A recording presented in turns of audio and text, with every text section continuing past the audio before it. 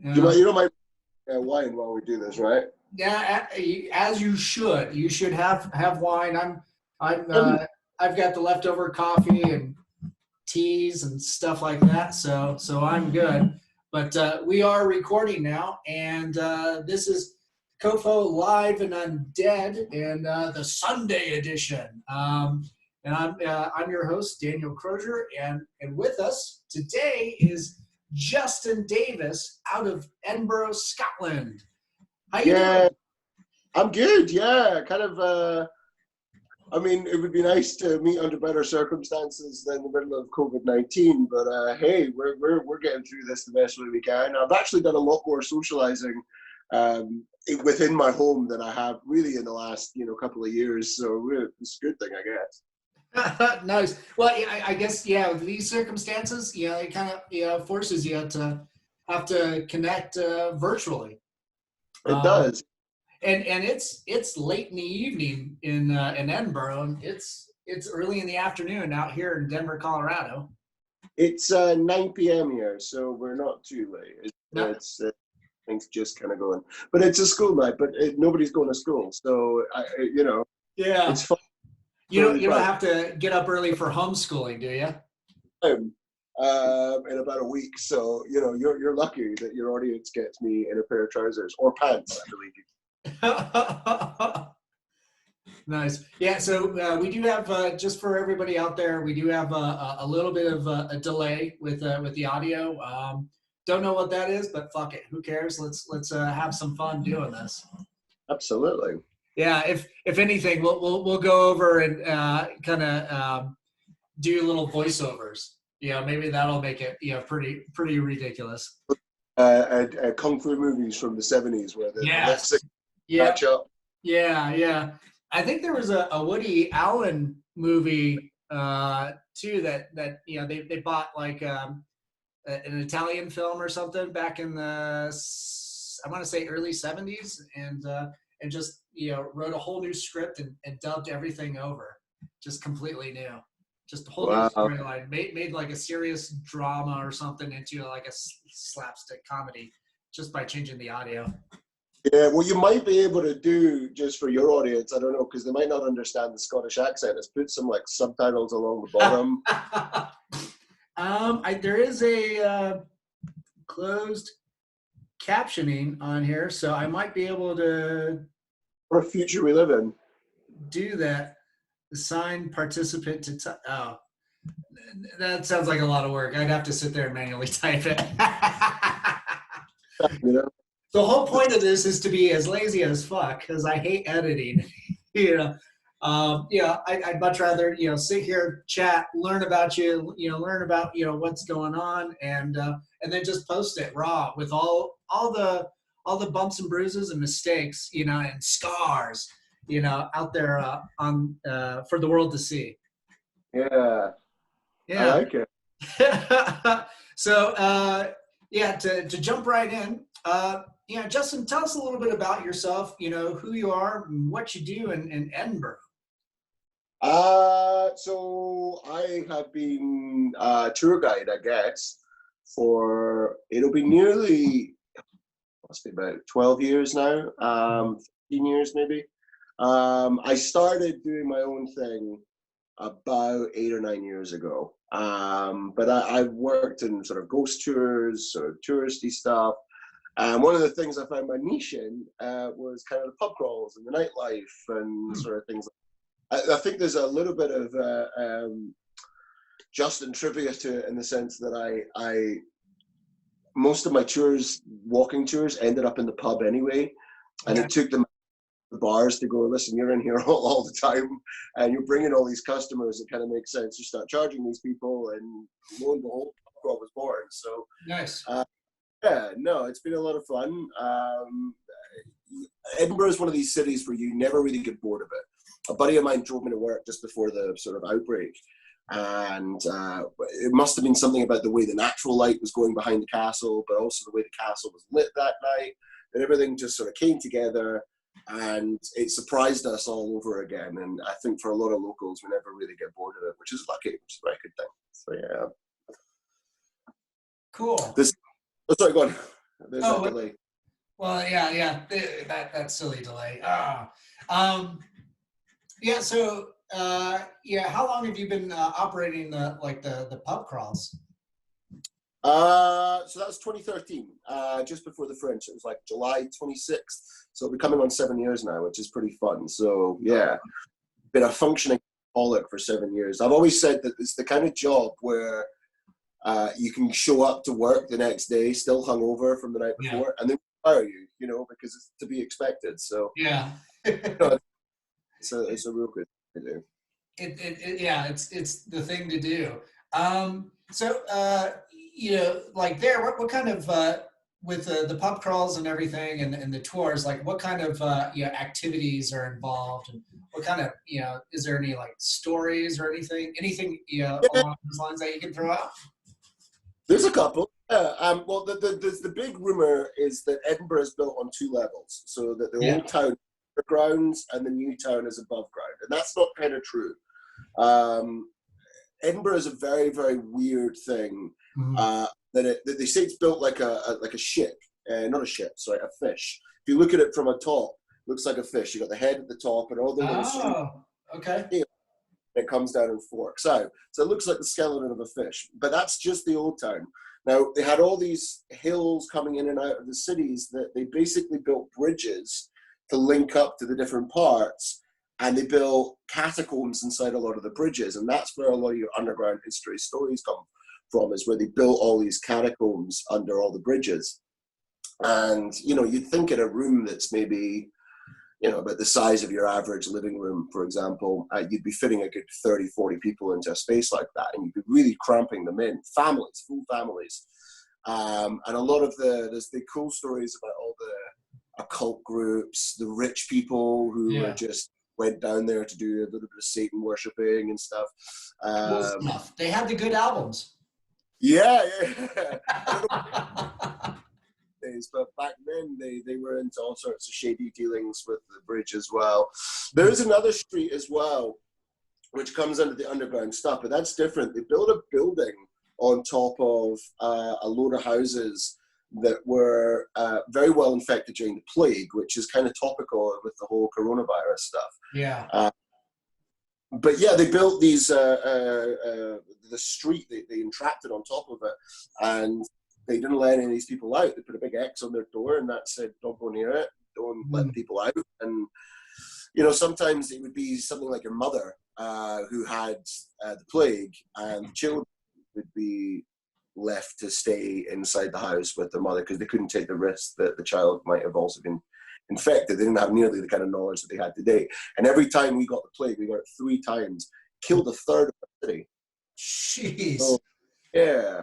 What? How long of a period did that transpire over? Like, was it like because the Black Death, I think it's called, too, is the one that was in the Middle Ages. But you've it really extended. I mean, every couple of 100 years, you get another recycle of the plague. It wasn't just time. But yeah, no, we got pretty badly helped by it. Little tiny third of our people killed. But the big thing that they always say, and this is being used to create all kinds of genocides in the future, but they always said that after the plague came the Renaissance. Art, and although I do see a little bit of the art stuff starting to come out on the internet at the moment, a lot of people are kind of being crazy and a little different, and it's kind of cool to see. Yeah.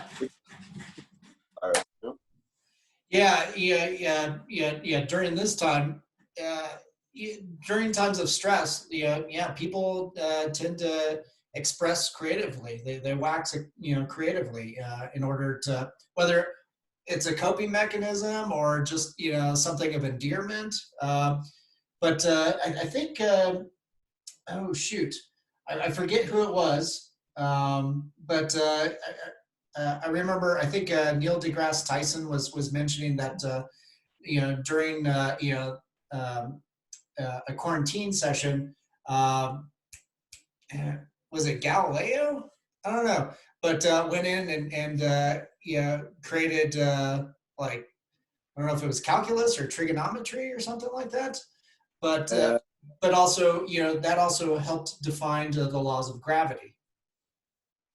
Well, absolutely. I think there's a lot of these things that people are starting to do where they're starting to go, I've never had the time to do X. Yeah. I've only had time to do X. And suddenly everyone's got this time on their hands. And a lot of people are, not wearing trousers and playing a lot of video games like myself.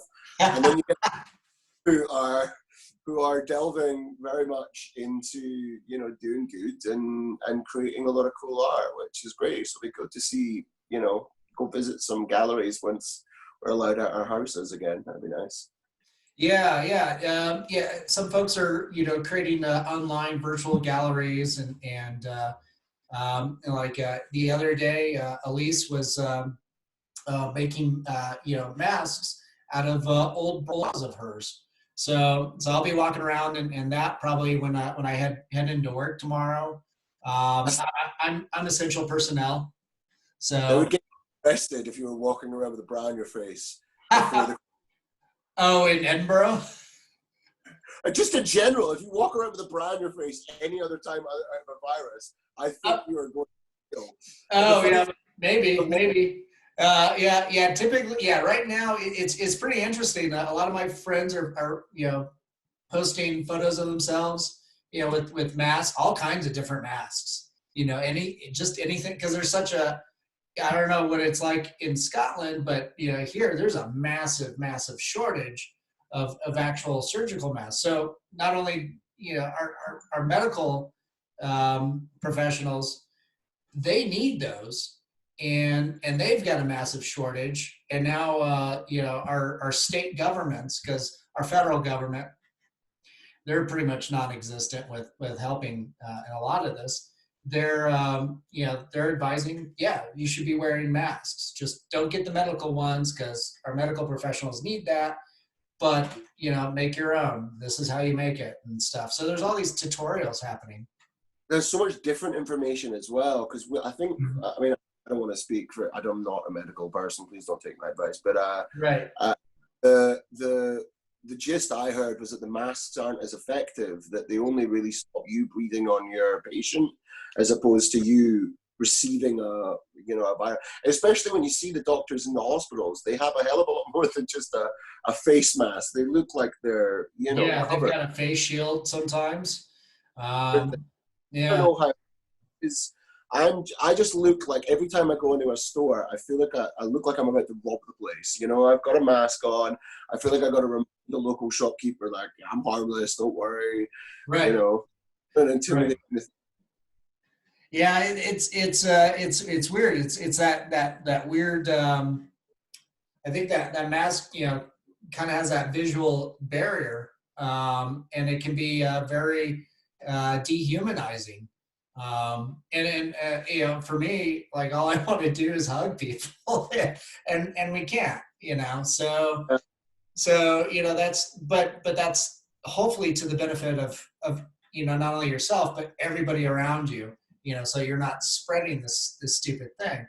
So and like you said earlier, this is very the time that we're living in now globally is kind of represented in ancient Edinburgh as a microcosm of what you guys centuries ago had to go through, and to see the comparisons to the two. I mean, I do definitely think on Halloween we're going to see a lot of those plague masks with the beads. Right. I've seen a lot of those appearing on my newsfeed on social media saying, "Do you want to buy one?" And I'm like, "No." Yeah. But the comparisons are crazy. I mean, it's a very different. I mean, virally, it's very, very different. But and obviously we're not going to kill a third of our citizens here, and we have a lot better medical attention. Things like leeches were used to try and cure the plague, and but it's not going to cut it. No, not so much. I think the plague, one of its creation, I mean, it was industry and trying to make the world a little bit smaller that sort of created the plague. It was the Silk Road. The Mongolians trying to come through parts of Europe and create this Silk Road straight through to Asia.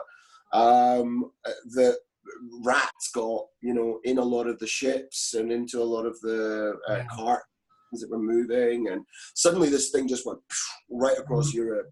nobody was spared from it.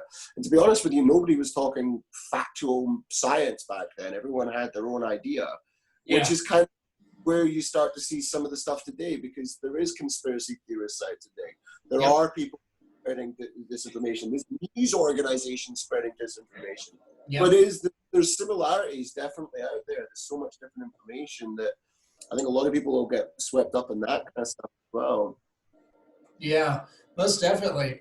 So yeah, along with that, like with the history and some of the legends of Edinburgh, like what are like some of the premier or the primary horror stories, or ghosts and stuff? Because Elise and I, and you've known Elise for a couple of years. Yeah, she's visited you a couple times in Edinburgh, and you even came out here once for your pilgrimage, and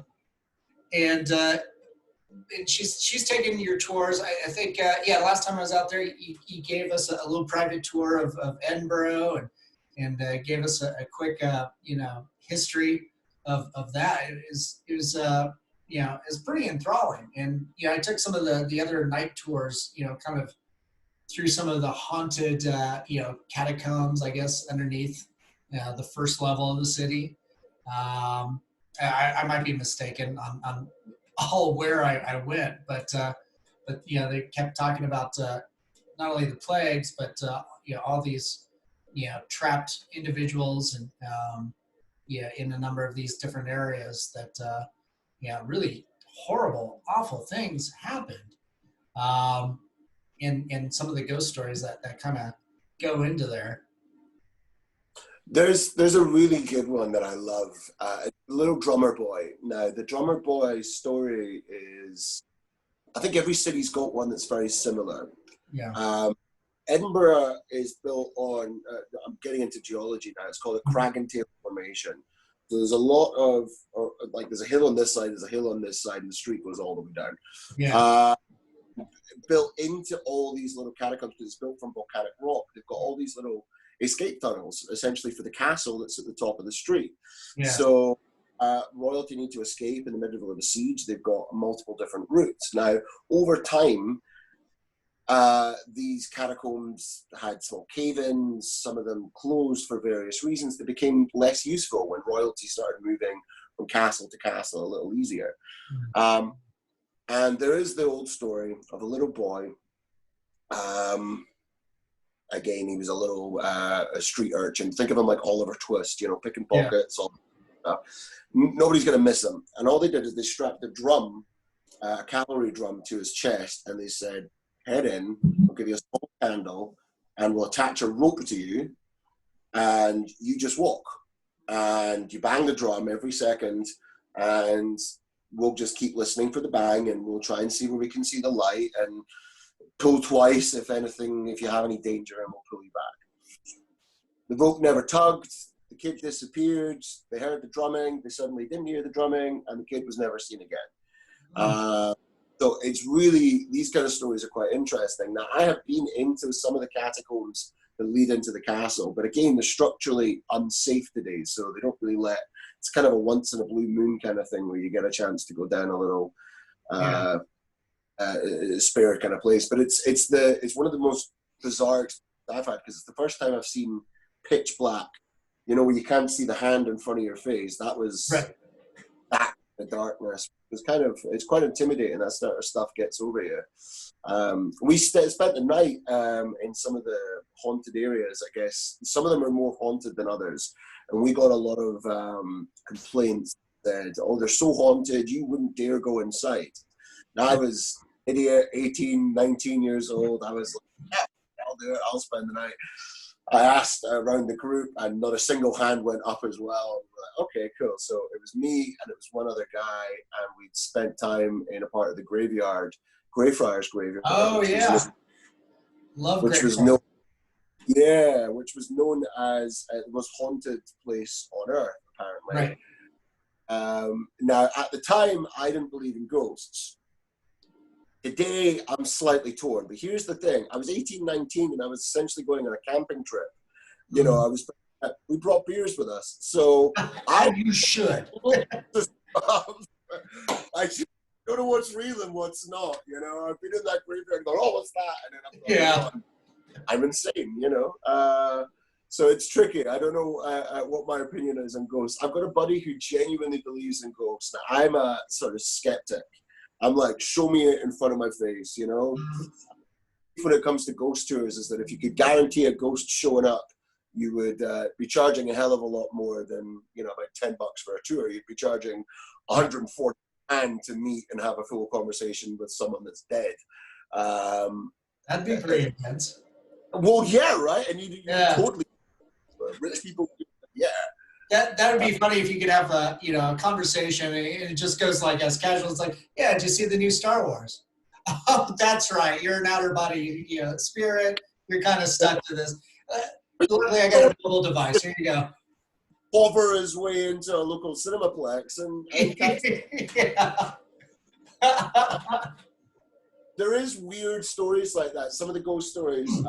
A lot of the bars in some of the areas we visit on our tour here in Edinburgh, they're built into old catacombs and old buildings. So they're really old buildings. That underground vaults, they make up like 3 of the bars that we visit because the catacombs are actually built inside the bridge. And if you can make this big open space and a cool, environment, why wouldn't you turn it into a bar? It makes kind of sense.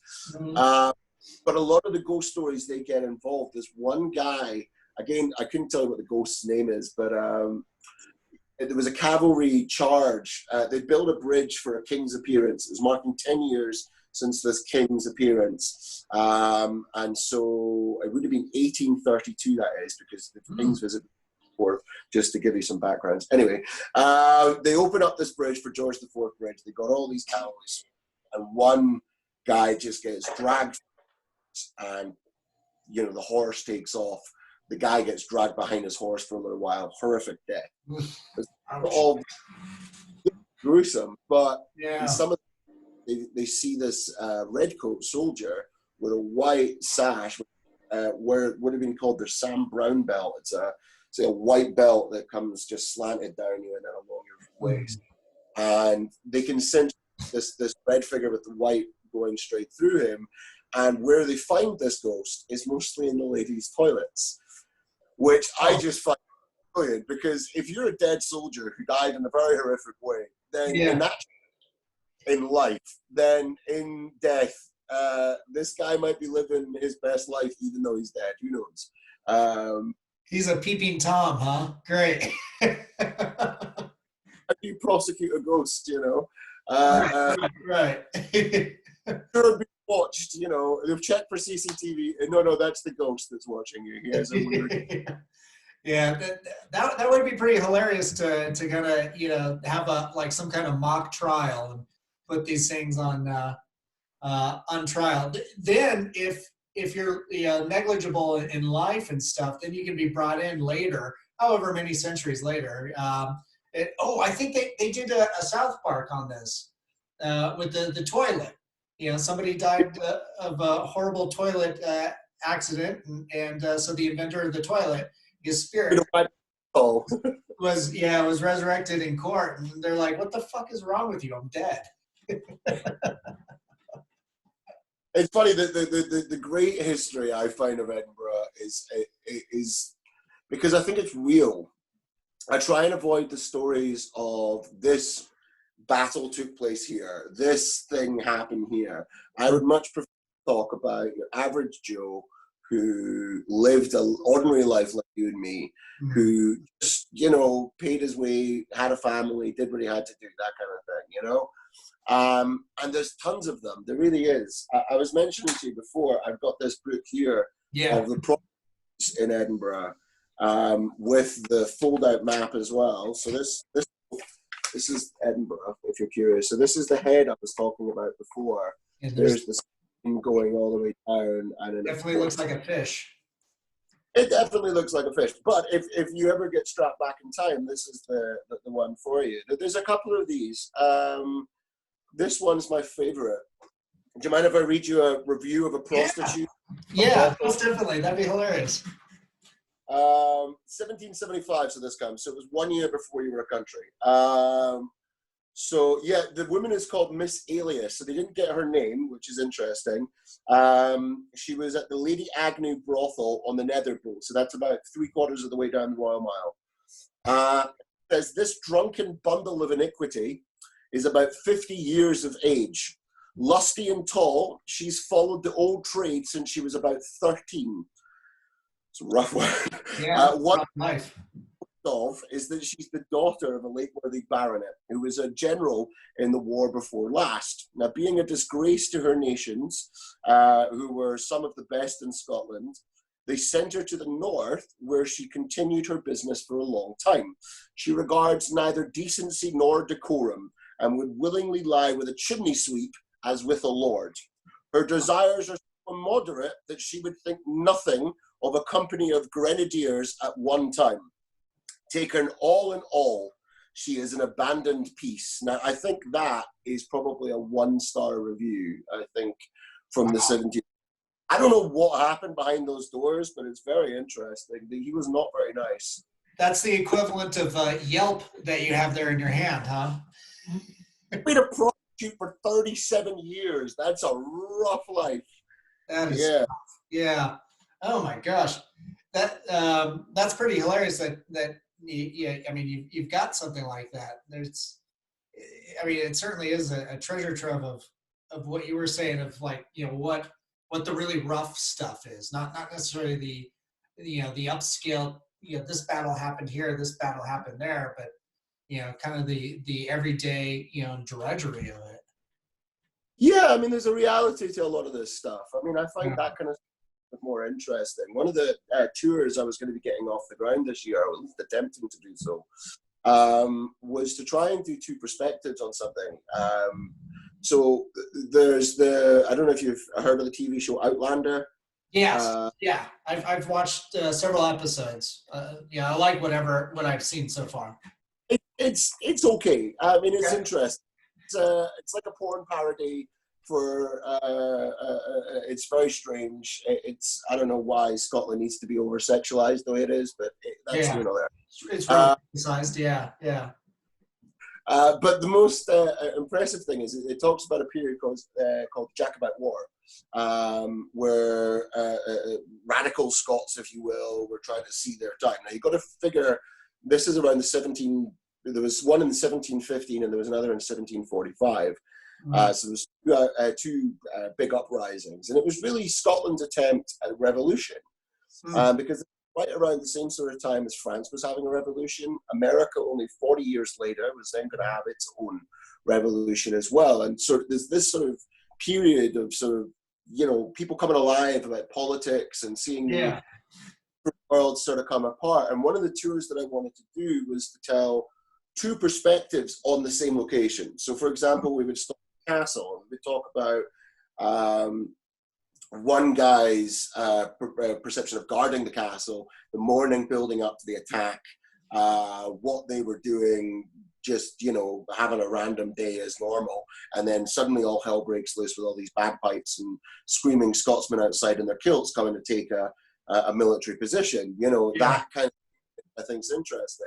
And as well as that, the soldier from the Jacobite side who prepared for the battle the night before, how they got ready and how they approached the location. And then you would do that in another location where, this is important to the Jacobites for one, and this was important to the British military for one, because, although the Redcoats aren't maybe liked so much in America, they're still the British Army. And so there's certainly here a certain respect for some of the military history around it as well. So you would be fair to both sides. You wouldn't be telling a sort of slated version, for example, that the Jacobites were angels and they were completely perfect people, and the British were all the bad guys, which you tend to get in a lot of sort of Hollywood movies on history, is a good guy and a bad guy. But this would be kind of more honest, I think. And we had a couple of locations. It was, it was taken off, and then suddenly we got hit with a virus and we had to stay indoors. It still happened, but it'll just take a little bit of time to get up and running again. So, That sounds absolutely fantastic. To, if you're able to to get into that. Earlier you mentioned Greyfriars. Elise gave me this book to start reading. The Ghost That Haunted Itself. And I think she picked it up at Greyfriar Friars. I'm not sure when she. Oh, okay, yeah, that one's looks like it's been well read. I'm just now Yep. getting into it. But it was pretty interesting. Like you have this character, whether he's real or not, I don't know. Um, Ben Scott that was working there at the gift shop. It sounded like, and then lived in a house not too far away. And supposedly, was it the Mackenzie? Is it the Mackenzie poltergeist? Poltergeist. Yeah, yeah. The theory is, I don't know if you know much about the difference between ghosts and poltergeist. So again, I'm a skeptic. But Sure. poltergeist have a little bit more bearing with science, at least a smidge more. So poltergeists are supposed to be built of pheromones. Pheromones being the emotions we give off, will give off something that we can't smell, but certainly a lot of animals are able to pick up on some of the pheromones. There's pheromones in your pee, for example, so that's why. Oh, I know. God, whenever I urinate, it smells like nasty old sugar daddies. Yeah, so there's all kinds of foul smelling stuff, but the pheromones all sort of bind together and create an energy force, I guess, of the negative emotions. Sometimes poltergeists can be created from positive emotions. So there's a lot of area. You might feel like a particular bridge in Paris, for example, where everyone's putting their padlocks on, talking about how much they love on all these bridges. They write their initials on each one. All of that, the more love that's in the area, you might feel this loving by. Well, inside Greyfriars Kirkyard, it was actually known as the world's first concentration camp. That's right, I remember that. Yeah, so there's a section called the Covenanters Prison. It's a locked part of the graveyard, which very, very limited to get access to. It's very difficult to get access to. Trust me, I've tried. There is a couple of tours that will let you in, but it's limited amount of time you're there for a variety of different reasons. That section of the graveyard was known as a concentration camp for a group of people called the Covenanters. Now, what they wanted to do was try and, in very simple terms, they were trying to separate church from state. Which back in the 1600s, given how much religion, Puritanism and all that kind of stuff, and the Cromwell era and all that kind of, this is how you create religion. I mean, they were banning Christmas Day. They were banning a lot of the major religious holidays because they believed it wasn't Christian enough. Get rid of a lot of stuff. So yeah, there was all kinds of crazy stuff. And these guys decided that when the king is the head of the church, that's when you're going to get problems, because the king's in charge of the laws, and when they're all in charge with what you can believe as well, that's suddenly a step too far. And they they signed this document called the National Covenant. Several copies you can see around Edinburgh, my favourites in Greyfriars, and different clan chiefs, leaders of different communities, some priests as well. A lot of them signed it and declared that they weren't going to listen to what was going on. This was also just about 50 years after the Reformation as well. So the church has gone from Catholicism to suddenly Protestantism. It's a lot of changes in the country. And these guys went to the graveyard because it was right at the city limits, and they signed this document, and it separated church from state. They went to battle. They lost horribly against the British government forces, and the survivors were taken back to that graveyard, which was almost a bit like rubbing it in a little bit. You're going to take these people into the graveyard. You're going to force them to really live horrible lives. There are stories, some of them some of them are far-fetched, some of them are crazy. It's hard to tell what's true. But some people apparently were laying flat on their bellies, laying down on the ground for as long as they were there. And some of them were very cold months in Scotland's calendar. Flat down on the ground. And if they moved, if they spoke up, anything like that, there were riflemen situated around the graveyard to pick them off. Geez. really awful. And eventually, I think some of the survivors were locked onto a ship, and they were going to be shipped off to the colonies to be indentured servants. And the ship sunk, and all of the guys died. So I mean, it's here nor there whether they got the better end of the stick or not. It's hard to tell. Did they die in that ship? Was it the better outcome than being essentially a slave? Yeah.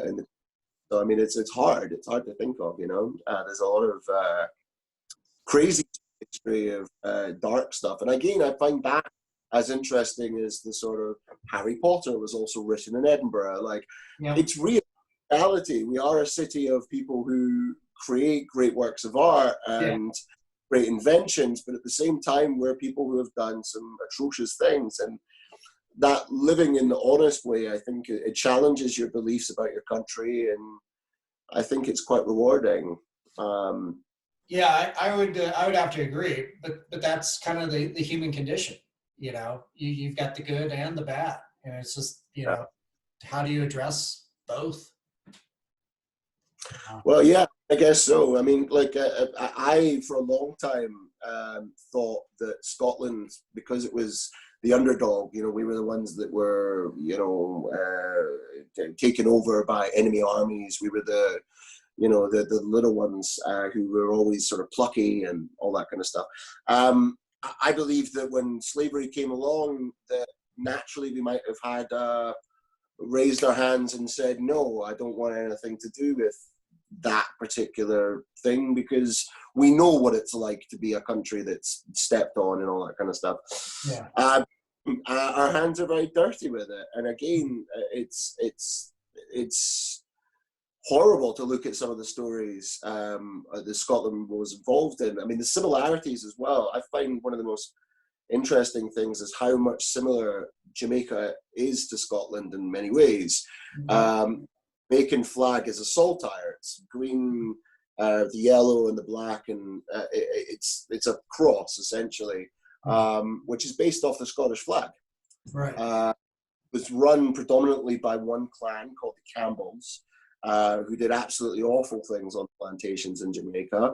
And if you still go to Jamaica today, you'll see Scottish isms in the slang. In Scotland, for example, we'll say you don't live in a place. You'll ask someone, where do you stay? You don't ask them, where do they live? Where do you stay? And that kind of way of speaking is still very prominent in Jamaica today. So those kind of things are still interesting. The last names that are over there, a lot of them are Campbell, Mackenzie, and it's awful. But being privy or aware of all the sort of stains that are on your country's hands, I think is a much more honest way of looking at your nation than trying to imagine this perfect creation, which is not. People are shit. Oh yeah. Governments and people, we've got just massive amount of history of doing shitty things to each other and to the world around us. But like the ghosts of history, in those terms, they do tend to inform or reflect some of those ghost stories. If anything, it's perhaps like a kind of a mirror of that. That trauma lives on. They talk about too, like trauma living on genetically. So something that somebody might have experienced, I don't know, for example, in Vietnam, or even now with soldiers coming back from Iraq with PTSD, their offspring might have to live with that turmoil and trauma and not understand that where the psychiatric or physiological problems really stem from. But I mean, that's kind of in a sense, that ghost story kind of living on, that haunting.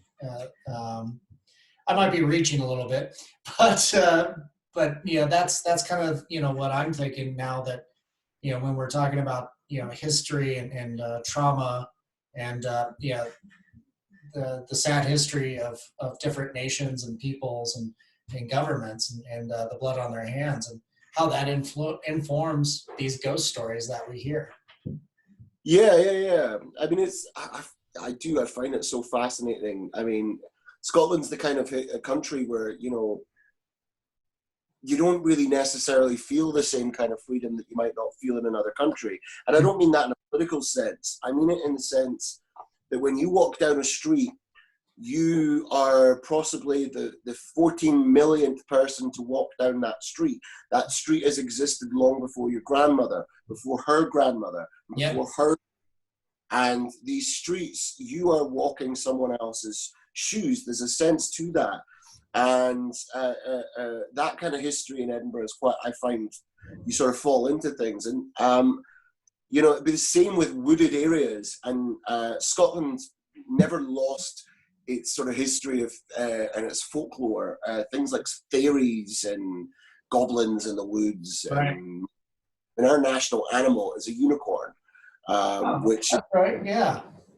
You didn't know you could pick your own now, did you? Yeah. Yeah, that's pretty fun. It's just like, hey, you know, this one that exists in my head. Awesome. Sure. What are you going to do? Prove it. Prove it doesn't exist. All right? Right. As a dragon, which I think really sucks because Wales is perceived in the UK a little bit like Canada. Oh, okay. They're nice. They're a little bit lovely people. They just don't want to harm anyone. And they get a fucking dragon, you know? And we get some rainbow farting unicorn, a history of warrior people. And well, maybe they're killing you, you know, with kindness. Well, yeah. The kindness is that warm lick of fire that comes from the dragon.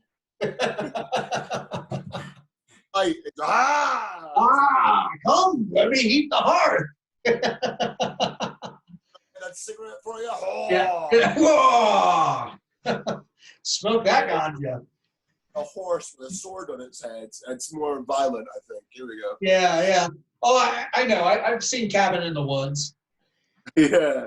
Well, the great thing is, I mean, that sort of folklore and interesting stuff. I mean, the idea of like the English lion as well. I mean, the Britain's full of those sort of histories of don't go out to the woods. There's all kinds of things that you wouldn't know are out there. Yeah.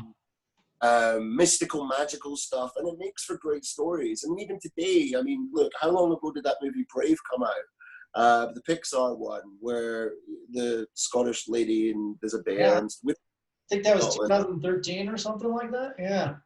Yeah, I mean, it still makes for great stories. I mean, Outlander is sharing essentially, you know, a version of Scotland that's, you know, marketed. I mean, the funny thing is there's one writer who's responsible for kind of all of this, and his name is Sir Walter Scott, and he's kind of brilliant because he did more for Scotland in sort of creating up the brand of Scotland, you know, the tweed, the kill, all that kind of thing. Kilt was actually, and I mentioned earlier, I was talking about the bridge that was open for this king's visit.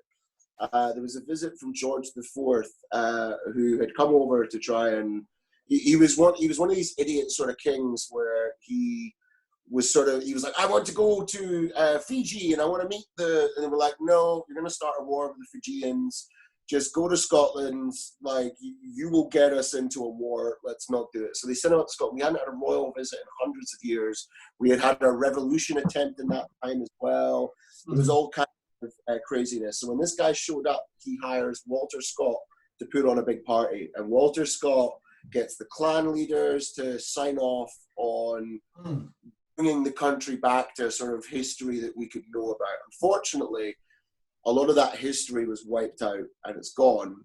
But what was built in its place was celebrating the kill as opposed to it being seen as a garment for war. You would put it on for war, and now it was seen as a family pride. I mean, I certainly have my kilt. I'm very, very proud of it. Yeah, we've seen it. Yeah. So, I mean, I'll be wearing it when I come legs. Oh, yeah. Thick, I think, is the real one.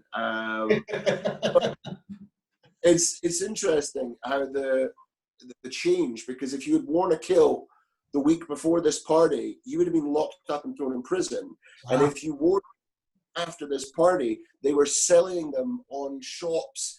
They were having English wool weavers build all of these kilts and weave all these tartan patterns and stuff. And it's really just this one guy and his books and his stories and trying to see, Scotland as this place that you should be proud of, as this, battered wife, I guess, in a very marriage, which is often how the union is seen in the UK.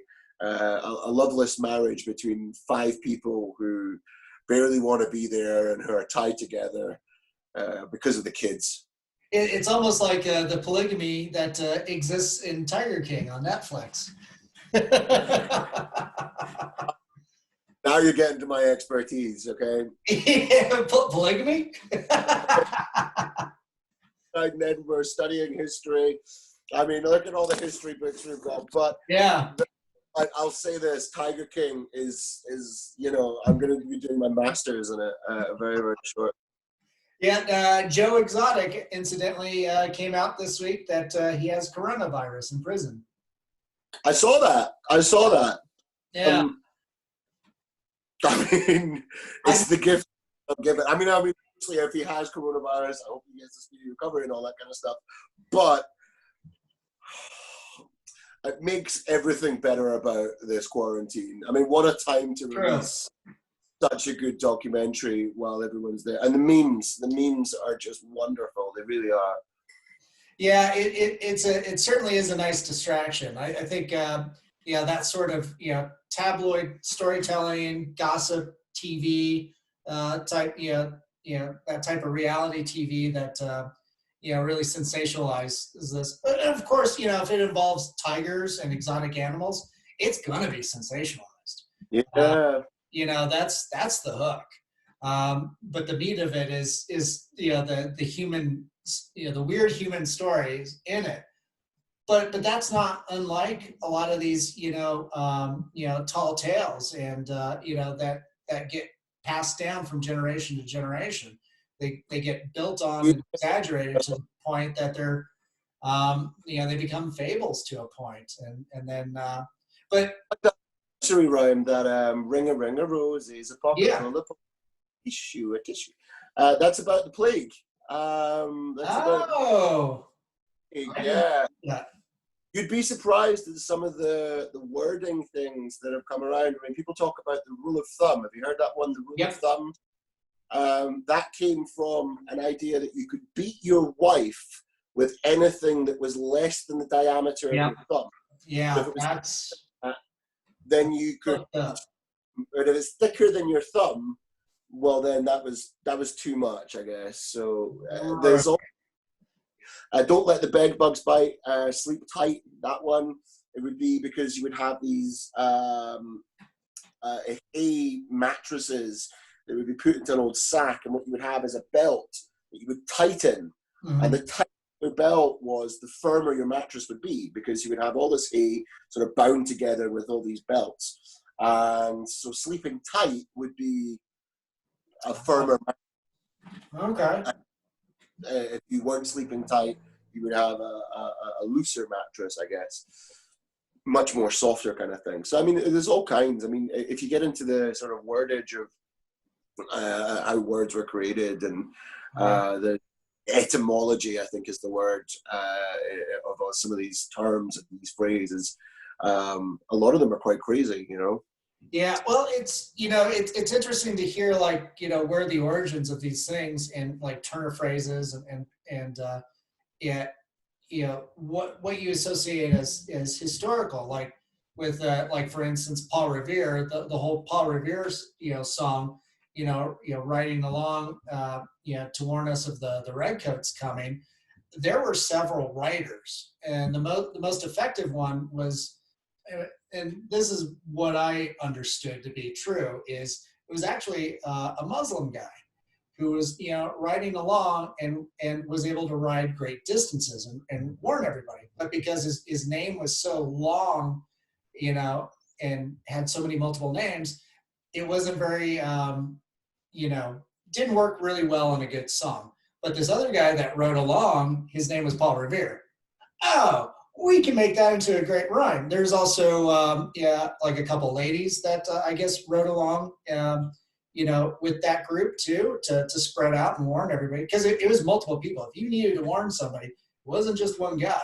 You had to have a whole massive group of writers in the night to warn everybody. And then you had the rural area too, that you had to go out, not just the township. So there's that. But the other thing too that comes to mind is, art. When you think of historical art, like the most obvious to me is something like the Mona Lisa. And everybody nowadays like, ooh, that's a masterpiece.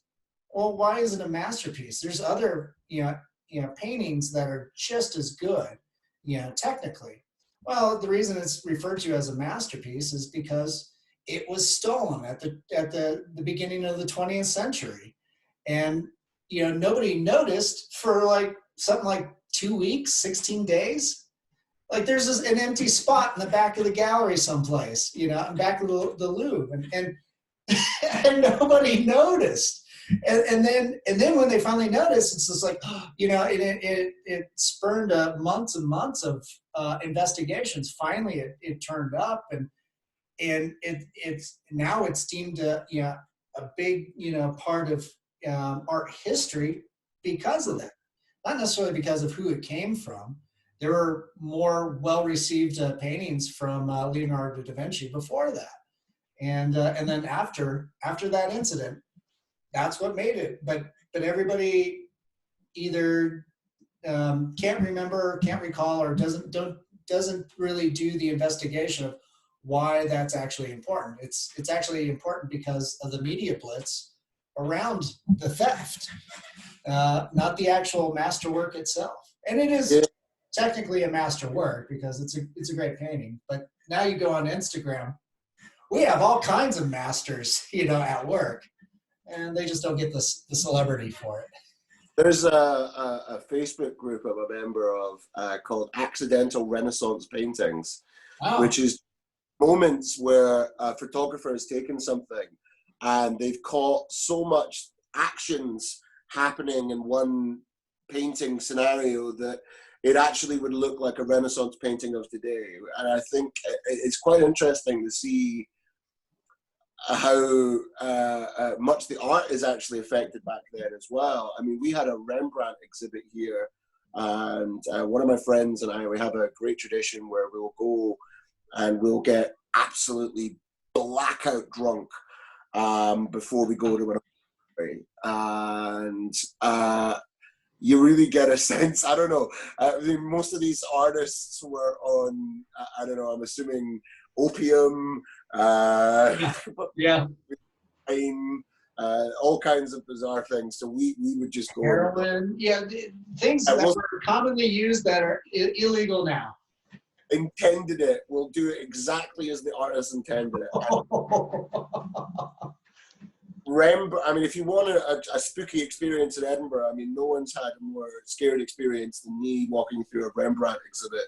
Rembrandt's very real. He's a Dutch artist, but he's incredibly realistic. I mean, he does those sort of fruit bowls where the paint, the fruit looks real.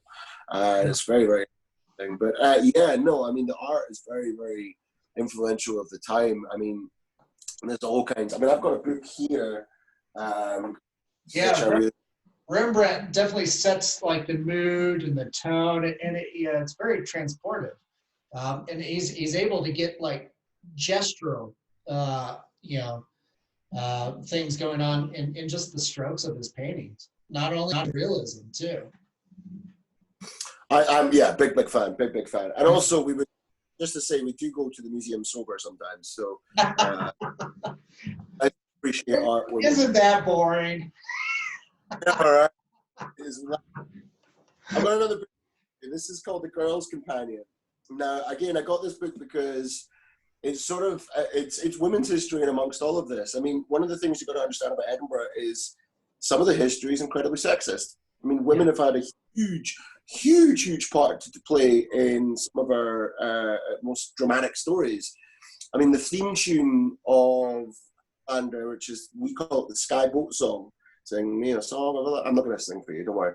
But the song itself is about taking the prince after the Battle of Bannockburn, Culloden, I do apologize, wrong battle, and sneaking him on a ship to Skye so he can get away and, you know, not be killed after the failure of this battle. And Flora MacDonald is the woman that made this huge effort to try and save it, and they wrote a song about her called the Skyboat Song. And so there's all kinds of like female history. I mean, remarkable stuff.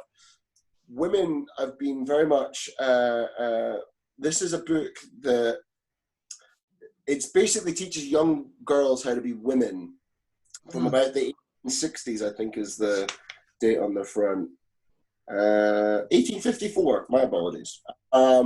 And it sort of shows you how to do different things. So there's a section on ballroom dancing. There's a section on how to appear intelligent at conversations, around the dinner table. There's a bunch of things as well. How to be good in the outdoors, the rules of netball and hockey, golf, different things, birding, and it's basically, they would give this to young women so they could do things. But the reason I got it is because it's so unbelievably offensive, and I found it very, very amusing. There's I mean, some of the assumptions, there's a costume suggestion here. I don't know if you can make that out. Oh, dear, yeah. How to dress as a black slave. I mean, there's things like Cherry Sellers, the young Victorian girl, the Chinese coolie. I mean, it's so unbelievably offensive. But I mean, again, it's a natural part of life. They would give this book to girls of growing about 13, 14, once they sort of hit their puberty ages, on how to be a woman in that society, how to do things. I find it a part of history. I mean, it's an ugly part of history. Yeah. But it's still part of history, and it's a real part of history, because people were sent down those lines. I find it fascinating. I mean, people want all this offensive content in my house, but it's real life, and it's amusing and interesting as any real part of life today is, you know. Well, and that's, you know, that's a part of it too, like in the sense that it's stuff that needs to be researched and not forgotten. Otherwise, we're definitely doomed to repeat, you know, the same mistakes. Yeah. So to kind of change, the topic a little bit, you were talking about Edinburgh and Scotland's affinity for like fairies and you know, those more fantasy based creatures and entities. I remember like years ago on Sci-Fi Channel here in the U.S.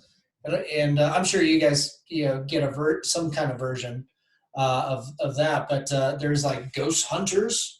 And they were in, I can't remember, I want to say they were in England, just out in the country somewhere, and they were scouting around for furies,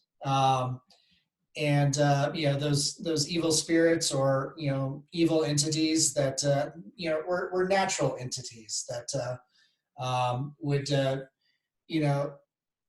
take over or scare off people that were newly coming into their territories and stuff like that. And I wanted to see if you had like any stories or could regale us with anything on that.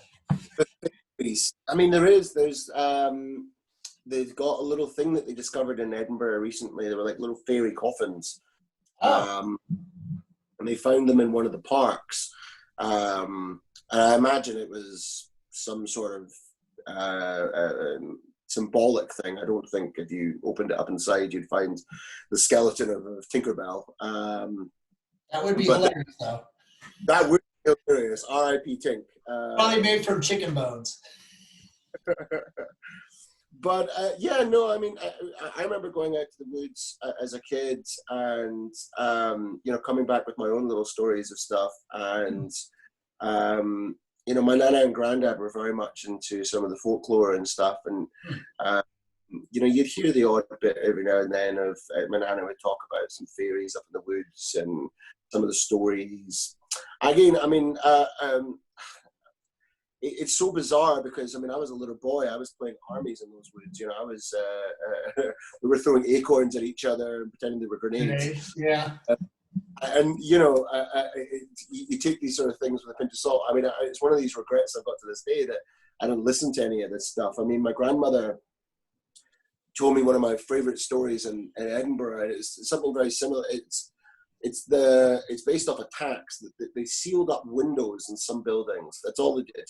There was a tax on windows. The more windows you had, you were believed to have a massive property. So if you had loads of windows on your property, if you had, you know, that meant you were rich and you could be taxed higher. And it was, you know, a way of taxing the rich higher than taxing the poor. But the problem was in Edinburgh, such a doom and gloom, very old, you know, these old historical sandstone buildings, which are all blackened with soot. I mean, it looks very Gothic and very intimidating. And what was needed in order to get enough light into these buildings was loads of windows. So it hit Edinburgh quite hard.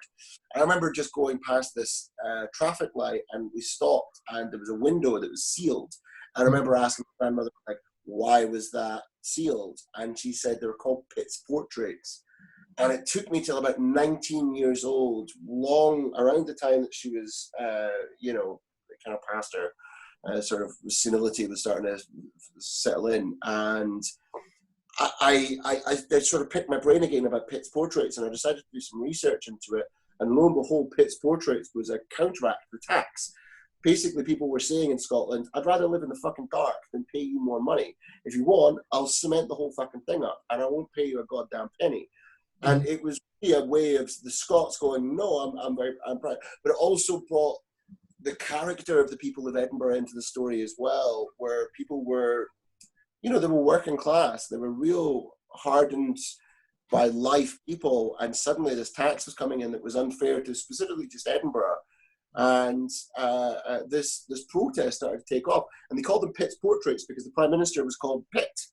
And he said he was as boring as a face of stone. And so everyone put up this massive FU to their local Prime Minister for this sin. So, I mean, it's things like that I now I'm able to sort of take on a little bit further, but certainly my grandmother was huge for some of the history and the folklore and stuff. I mean, we had one of the earliest golf courses across the road from me ever created. I think it's the first actual golf club ever created. And, you know, we had this whole open wooded section that we could play in. And there was an old golf club building that goes back to the 1600s. I mean, we have monuments in my town that go back to, like, I think the Market Cross up there goes to about the 1300s. I mean, there's all kinds of stuff. I mean, we're very lucky where we have. I mean, yeah, but you again, you take it for granted in sense when you're outside the city. But when you're inside the city, suddenly it's this loved cultural thing. You know, it's everyone. But when you're in the sticks just outside Edinburgh, it's like, oh, that old fucking thing. I remember we tried to climb on the Market Cross. If you're not sure where it is, it's you would perform your proclamations from there. So to give you a bit of royal news, you would when Prince Harry and Meghan decided to renounce their titles, that would be a proclamation, and they'd send one guy up from London to go to that tower and do a from there. Now, it generally took about, I don't know, 3-4 days to ride from London to Edinburgh, which was pretty good time, and you would have to swap horses and have someone throughout the day. And when that person got there, they would kick the scroll, make the announcement, and all that kind of thing.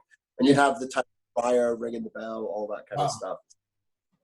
So we got one of those towers that's still there. And again, I think it goes back to about the 1400s. And I couldn't climb it. I couldn't get in there. I was always a bigger kid. I wasn't as good as some of the other children. So they managed to get into it. So this one day, two of my friends had stolen their dad's ladder, who was a window cleaner in town. and we ran as fast as we could, all three of us carrying this ladder to go and sit in it, inside it, because I couldn't get upside it. And now I sit inside it. The second we were up there, the police showed up and going, "All right, kids, down you come." And we were like, "Oh boy." The typical teenagers up to no good. But it's quite amazing that was our playing grounds. This wooded area where a lot of these fairy stories come from. And one of the most recent ones I had was a Bigfoot. Did you watch the show Vikings? I used to, yeah. So the guy that's the lead in that is Ragnar Lothbrok. Ragnar Lothbrok destroyed the town I grew up in. Like, he obliterated. Oh, he did it a couple of times. He was a real bad guy. So loving the show, it's quite a mixed sort of feeling, because you want to root, like, yeah, kill all those people. Yeah. Oh wait, those are my people. Person's like great grandson, Yeah. Weird. So yeah, we've got a lot of that going on in Scotland, and you never get bored of the place. A buddy of mine was walking down the street, and he pointed at a building and went, "That's where the Queen used to have her orgies." And we're talking a couple of queens ago, so it's not the current Queen. She had orgies elsewhere. Yeah, It's on the bus. You gotta keep it moving just in case. Air conditioning, I think, is what's Yeah. today. Don't want to get too clammy. No, we've got all kinds of. We never get really bored of the place, and you're always presented with another story and another place and another, and you go, "Holy crap, that can't be true!" And then when you Google it, you find out, "Holy shit, it was true!" And got a whole different angle where you can take your stories or your tours or whatever the hell you're working on in Scotland, and it's pretty amazing. That's fantastic. It sounds like there's so much, because of the history and the generations. It's kind of this interesting nexus of everything that just kind of happens to this location. Like, everything just converges. You don't have to go too far, for history, for all these stories and all this folklore. It's pretty much just right there underfoot. So that's pretty remarkable. Yeah, if you probably dig, you can, just about any place can be like that, but it just depends on how many people have actually lived in that area. Obviously, like here in the U.S., we had so many different tribes of Native Americans, but so many of them have been wiped out by us gringos. And because of that, like, that history is also gone, with them. So it's, you really have to travel pretty far to get that. But in Edinburgh, it's all right there. All you have to do is ask your neighbor, it sounds like. Yeah, it's kind of weird. I mean, it's, you never really, as I said, I keep coming back to that idea that you can't get bored of the country, but it's so true. I mean, there's so much history that's been in the area. I mean, I'm a bit of a dork in that sense that, I'll pick up a book and I'll go, "Oh crap, that's probably one of the most awful things that's happened in history." But right. You hear a story about one particular person that makes it all real. I always said when I train new guides that when you talk about the plague as a story, you don't talk about the thousands and thousands and tens of thousands of people that died, because it's just numbers in people's heads. Right. You focus on one story of that one little girl who was trapped in a room with her dying mother, and suddenly you times that by, say, 50,000 people, and bingo, were met with like, wow, it was 50,000 versions of that, as opposed to just a number. And I think people can put that number into things, people sort of lose their the humanity in it all as well. I've always found it really interesting. I mean, just the luck myth as well. There's things that will be on your kilt, for example. You'll wear, it's called an iron fibula. I mean, that would link up your kilt and it would tie here. It's very important it needs to be iron, because iron was seen as a force of luck. And the only reason iron was seen as a force of luck, it comes from the Iron Age, when an iron was a weapon. Yeah. It's to stop you and your victim from doing it. And suddenly, a couple of hundred years later, even though iron was fairly a bad metal to use for a variety of things, it was, expensive, heavy, all these sort of things. It would still need to be incorporated into your clothing in order to sort of show your luck and have your good luck, I suppose. I mean, there's all kinds of things that are still good luck to this day. I mean, we have a thing called the Heart of Midlothian in Edinburgh, which is it marked the front door of the prison. And, people still spit on this stone mosaic heart about 2/3 of the way up the Royal Mile, and so you spit on it to sort of get good luck today. But that myth comes from this feeling of good versus bad, and you would spit on the prison to show your distaste for bad people, and you were a good person, and all that sort of comes from. But people are still spitting on the thing today, which is quite amazing. And there's a thing in Edinburgh about rubbing Greyfriar's Bobby's nose, and the story of this little dog who spent years on its master's grave. Again, this idea of luck. You rub the dog's nose, but I mean that pisses off the council to no end because it's a national monument, so they have to repair it. Right. They get very, very mad when people rub the nose, but I don't like the council, so I have mixed feelings about that. But also, don't rub it because of coronavirus. Yeah, don't rub it. The other one, they put a little mask on him recently. Oh, muzzle. Pretty sure the mask was gone like that because, as you say, they're underfunded, all these healthcare people around the world, and they need them. So there's probably a doctor has like gone, I'm going to use that tomorrow. It's going to be helpful. Yeah. Well, we got another one of a guy called what's his name?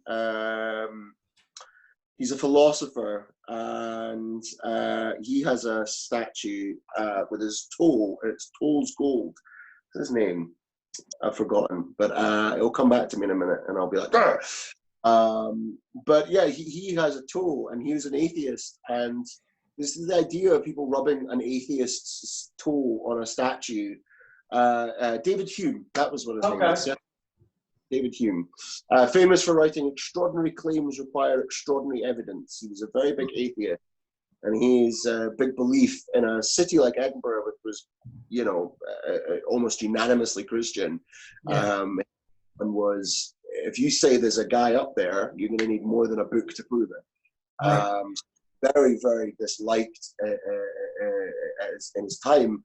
But very sympathetic to the American story. He believed we should give the Americans all the freedom they desire, and we shouldn't have a war to fight it. Unfortunately, nobody listened to him. So interesting guy. But this tool is out there. People have just been rubbing it, and it's something that the statue is only fairly new. It's like 21 years old now.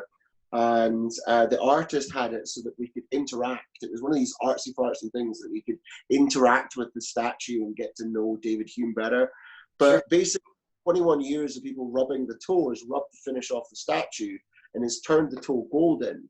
And now this has created this idea of rub the toe, you get good luck.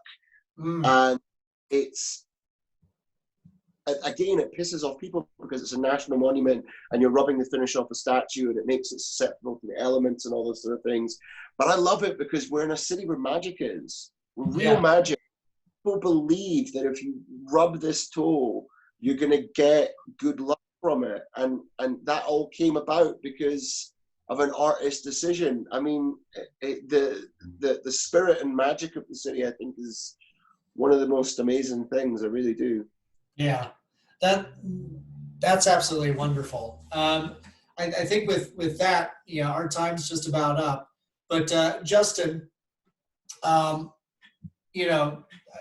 I know you're quarantined, just like to some extent we are as well over here, depending on what state you live in here.